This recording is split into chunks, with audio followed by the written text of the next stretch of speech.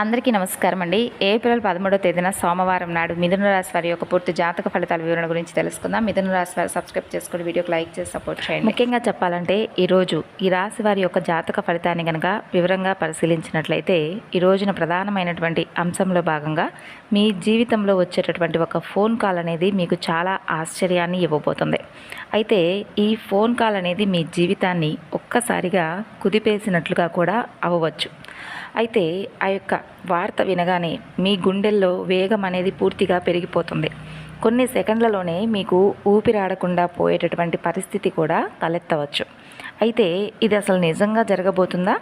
ముఖ్యంగా చెప్పాలంటే ఈ రోజున ఒక ఫోన్ కాల్ అనేది మీకు మీ జీవితంలో ఎలా ఉండబోతుంది, ఇవన్నీ కూడా ఎవరి వల్ల జరగబోతున్నాయంటే మీరు తెలుసుకున్నట్లయితే ఆశ్చర్యపోక తప్పదు. కాబట్టి ఇంతకీ ఆ వ్యక్తి ఎవరు, ఆ వ్యక్తి వలన మీకు ఏ ఫోన్ కాల్ వస్తుంది, అది బ్లాక్మెయిల్ కాలా లేదంటే శుభవార్త అశుభవార్త, ఈ విషయాలన్నీ కూడా ఇప్పుడు మనం క్లియర్గా తెలుసుకుందాం. మీరు ఈ పరిస్థితి నుండి ఏ విధంగా తప్పించుకోవాలనేటటువంటి విషయాలు కూడా ప్రతిదీ కూడా వివరంగా అయితే చెప్తాను.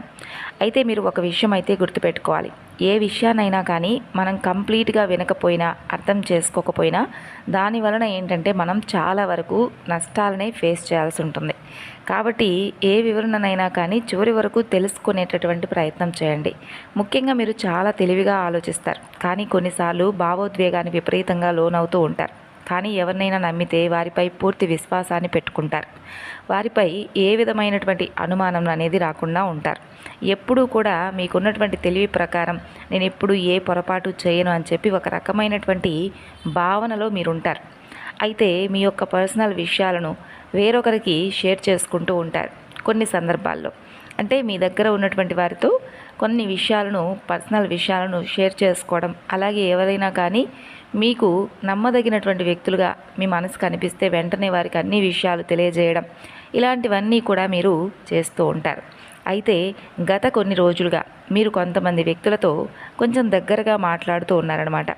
కొన్ని వ్యక్తిగత విషయాలను కూడా ఏంటంటే వారికి పర్సనల్గా షేర్ చేసుకున్నారు. అయితే మీరు ఆ వ్యక్తిని బాగా నమ్మారు, కానీ మీకు తెలియకుండా మరి ఆ యొక్క వ్యక్తి మీ గురించి కొన్ని విషయాలను పూర్తిగా మీ గురించి సేకరిస్తుంది. మీరు కూడా ఎప్పుడు అస్సలు అనుకునే ఉండరు.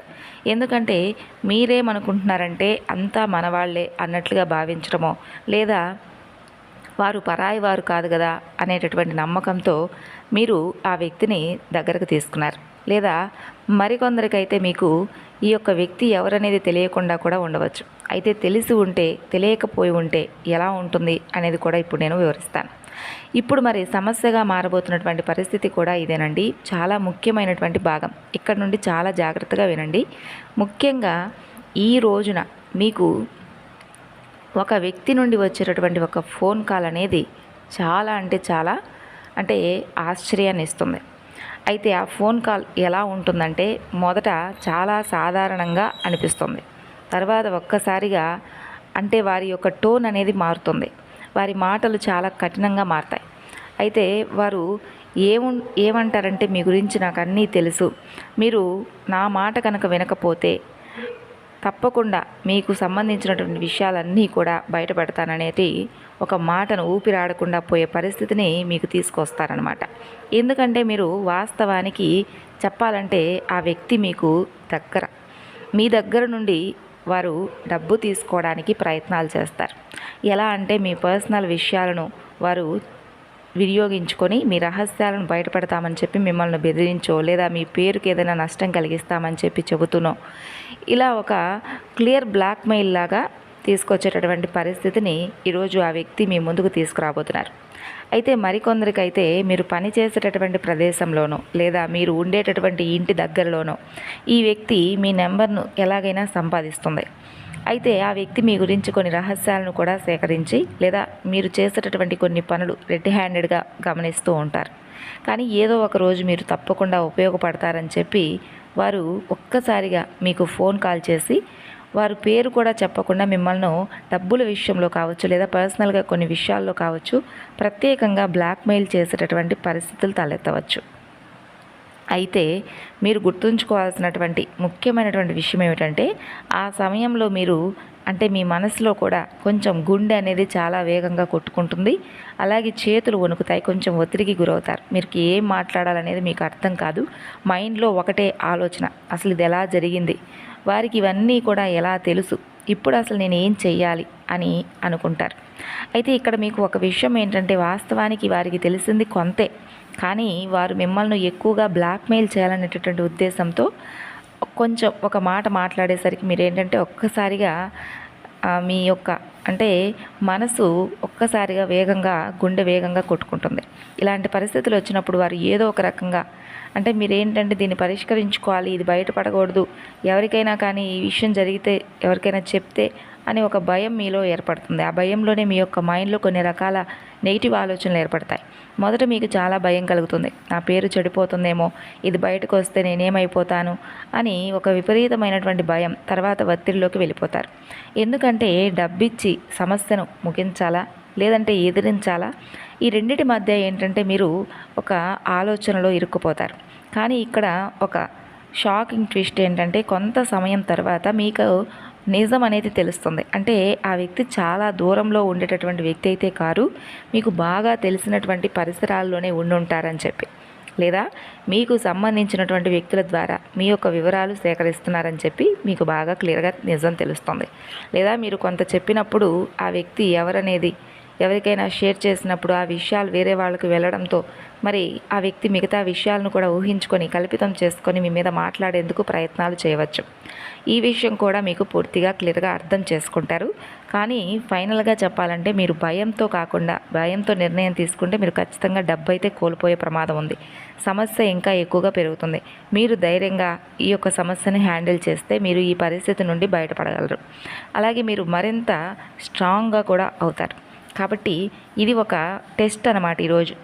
ఈరోజు ఒక టెస్ట్, మీ మైండ్కి సెట్ అయ్యేటటువంటి టెస్ట్ లాంటిది. కాబట్టి దీంట్లో మీరు ఫెయిల్ అవుతారా పాస్ అవుతారా అనేది మీ యొక్క వ్యక్తిగత జీవితాన్ని బట్టి డిసైడ్ అవుతారు.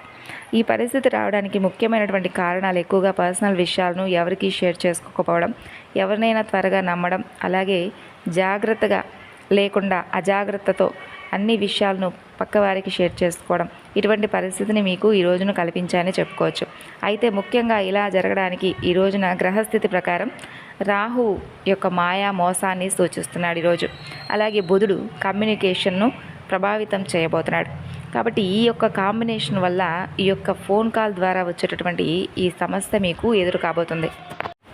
ఇక చెప్పాలంటే ముఖ్యంగా అంటే ఈ రోజున కొన్ని నష్టాలు ఏంటంటే, దీనివల్ల మానసికంగా మీరు ఒత్తిడిలోకి వెళ్తారు, అలాగే ఆర్థికంగా నష్టం జరుగుతుంది, భయం కలుగుతుంది. కానీ ఇలా జరగడం వలన మీ జీవితంలో భవిష్యత్తులో చాలా జాగ్రత్తగా అయితే మీరు మారుతారండి. నిజమైనటువంటి వ్యక్తులను గుర్తిస్తారు. అలాగే మెంటల్గా స్ట్రెంగ్త్ కూడా ఎక్కువగా పెరుగుతుంది. అయితే ఈరోజు అసలు ఏం చేయాలి, మరి ఆ వ్యక్తి అయితే ఫోన్ చేస్తుందని చెప్పి అంటున్నారు కదా, మరి మనీ కూడా బ్లాక్మెయిల్ చేసే అవకాశాలు ఉన్నాయంటున్నారు కదా, మరి అన్ని విషయాలు కూడా చెప్పారు. మరి ఏం చేయాలి, దీనికి కూడా సమస్యకు తగినటువంటి పరిష్కారం అనేది తప్పకుండా మీ మనసుకు అనిపించే ఉండవచ్చు. ఇక్కడ నుండి చెప్పే ప్రతి విషయం దానికి సంబంధించిందేనండి.